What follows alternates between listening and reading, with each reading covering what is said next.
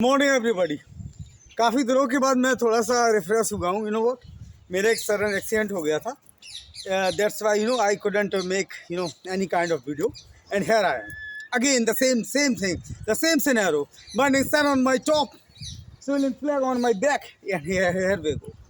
थोड़ा सा मेरी जीभ भी लड़खड़ा रही है। I am just stammering over there. Maybe some excitement, maybe the last momentum which I cracked. Now again I am on the road. तो आज की कहानी है हमारी सीधी शहर इटली से। यूरोप में आपने सुना होगा एफिल टावर, और यूरोप में आपने इटली सुना होगा। इटली में मैं खासियत बता दे रहा हूँ इटली शहर की। इटली शहर की सबसे बड़ी खासियत है the leaning tower of Pisa की झुकी हुई मीनार। तो सीधा हम पहुँच जाते हैं इटली शहर में। और इटली शहर में एक बहुत ही फंकार, एक बहुत ही उम्दा दर्जे की, आला दर्जे की, एक बहुत ही बड़ी काबिल अभिनेत्री हुई हैं जिनका नाम है मरीना अब्राहमोविच।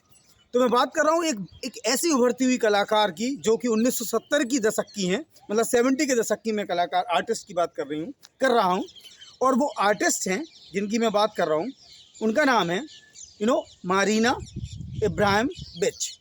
ये जो मैं नाम ले रहा हूँ ना, नॉर्मल उनकी एज उस समय 23 के आसपास है। She is the goddess of beauty. She is just a queen like, और बहुत ही चार्मिंग पर्सनैलिटी है उनकी, और बहुत ही बड़ी कलाकार है। और वो किस टाइप की कलाकार है वो क्लियर कर दूं। इटली में उन दिनों एक ओपन स्पेस होता था, एक ओपन फील्ड होता था, ओपन ग्राउंड होता था, जहाँ पे एक हाई पेवमेंट होता था, जिसे आप स्टेज कह सकते हो। उस स्टेज पे कलाकार लाइव परफॉर्मेंस देते थे, और जो कला देखने आते थे ना, जो उनकी ऑडियंस होती थी वो रॉ होती थी, रॉ पीपल, जो मतलब इटली के लोग हैं या जो वर्ल्ड वाइड नेशंस के जो लोग हैं, वो चारों तरफ बैठ जाते थे। आप इस तरीके से मान लीजिए कि आप कोई स्पीच दे रहे हैं एक हाई पेमेंट में, जैसे मैं अभी खड़ा हूँ। I am just standing on high payment, behind me there is temple of the most powerful Hanuman. तो उस दिन कुछ सोमवार का था, और डेट तो मुझे कंफर्म नहीं है, बट आप गूगल में जाके चेक कर सकते हो। इटली शहर की कहानी है, और जिस आर्टिस्ट की मैं बात कर रहा हूँ वो एक फनकार हैं, वो एक आर्टिस्ट हैं, वो एक ओपन आर्टिस्ट है। मतलब एक हाई पेवमेंट पे जाके सीधा परफॉर्म करती हैं, और उनकी जो ऑडियंस होती है वो उनसे कनेक्ट होती है। तो एक दिन पता उनके दिमाग में क्या एक ख्याल आया, उन्होंने न्यूडिटी को सर्व किया। न्यूडिटी आप समझ रहे हो, बिल्कुल just naked, the body which should be naked. तो एक दिन मरीना जी, मतलब अब्राहमोविच जी, उन्होंने डिसाइड किया कि आज मैं एक ऐसा परफॉर्मेंस करूंगी, एक ऐसा एक्ट करूंगी कि मेरे चाहने वाले दुनिया के जो मतलब लोग हैं, जिनके अंदर एक मुखौटा होता है, जिनके चेहरे में दो चेहरे होते हैं, एक तो वो हैं, और एक वो नकाब जो वो पहने हुए हैं। तो वो ओपन करना चाहती थी, जैसे उनके एक्ट ओपनली होते थे, वाइड ओपन होते थे, बहुत फेमस आर्टिस्ट थी। उसी तरीके से वो चाहती थी कि आज वो पब्लिक को कुछ रॉ, कुछ मतलब ऑथेंटिक या कुछ वंडरफुल दिखाएं। तो उन्होंने क्या किया कि वो सीधा आई और एक चेयर पे बैठ जाती। चेयर के सामने एक लॉन्ग टेबल डली होती है, उस लॉन्ग टेबल पे कम से कम 200 इक्विपमेंट रखे होते हैं। इक्विपमेंट आप समझ रहे हो, 200 इक्विपमेंट में क्या क्या, उसमें वॉच भी थी, उसमें एक पेन भी था, उसमें एक सीजर भी थी, उसमें एक नाइफ भी थी, उसमें एक चश्मा भी था, उसमें पेंसिल भी थी, उसमें रेजर भी थी, उसमें कागज़ भी थे, उसमें ग्लास भी था, उसमें 20 टाइप्स के, नॉट 200 टाइप्स के अलग अलग इक्विपमेंट थे। उसमें एक पिस्टल भी थी, उसमें बुलेट भी थी, उसमें मार्कर भी था, उसमें ब्रश भी था, उसमें कलर्स भी थे। तो टेबल पे उसने 200 इक्विपमेंट बिछवाए। एक बढ़िया फाइन क्लॉथ लगाया गया उस टेबल पे वाइट कलर का, और 200 इक्विपमेंट अलग अलग जगह पे उस पूरी टेबल पे सर्व कर दिए गए। और एक टेबल पे जाके, एक चेयर पे जाके, जो हमारी आर्टिस्ट हैं मरीना अब्राहमोविच, वो बैठ जाती हैं। वो टोटल न्यूड हैं, रिमेंबर गाइज, वो टोटल नेकेड हैं, वो टोटल, जिन्हें आप कह सकते हो नग्न अवस्था में वो बैठी हुई हैं। और अब वो अपनी ऑडियंस से कहती हैं कि जो भी मुझे चाहते हैं, जो मेरे चाहने वाले हैं, जो मेरे फ़ैन हैं, या जो मेरे डाई हार्ट फ़ैन हैं, या जो मुझे अपोज भी करते हैं, आज मैं 2 घंटे दे रही हूँ आपको। 2 hours I am giving to you people, whatever you want to do with my body. जो भी तुम मेरी बॉडी के साथ करना चाहते हो, you are free to do. आप कुछ भी कर सकते हो मेरे साथ।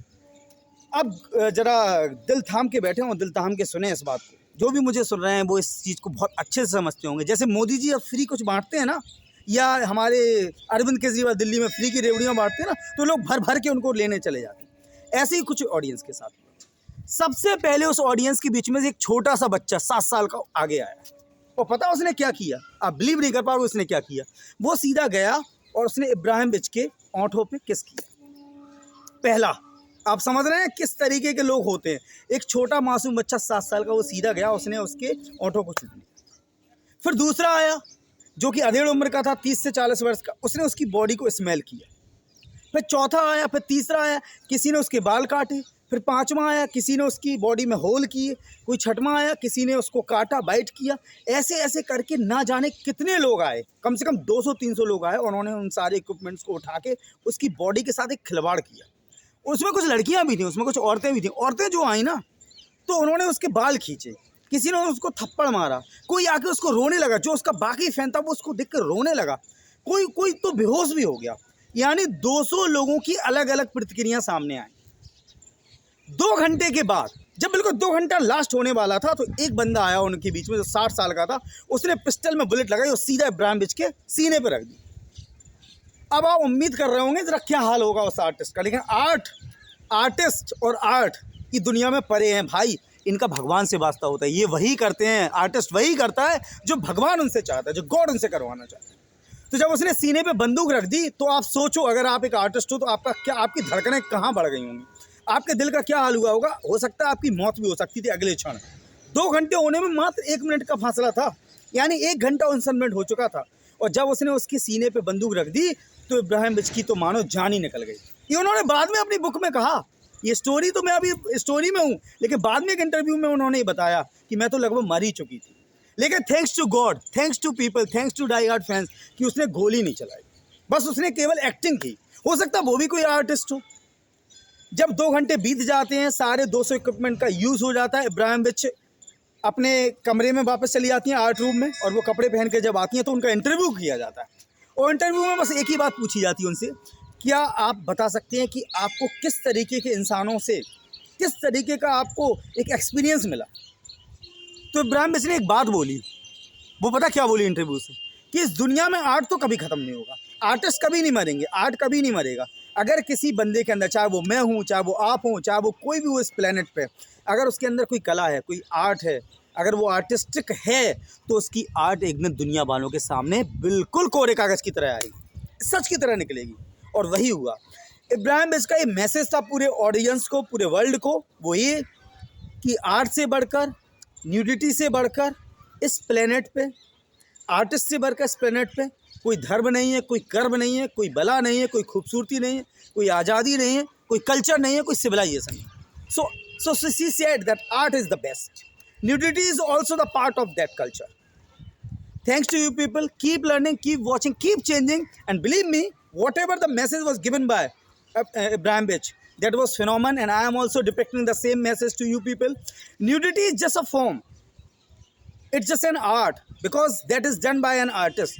तो पहले आप आर्ट को पहचानो, उसके बाद आप आर्टिस्ट को पहचानो, फिर उसके बाद उसकी बॉडी को पहचानो, उसके बाद खुद को पहचानो।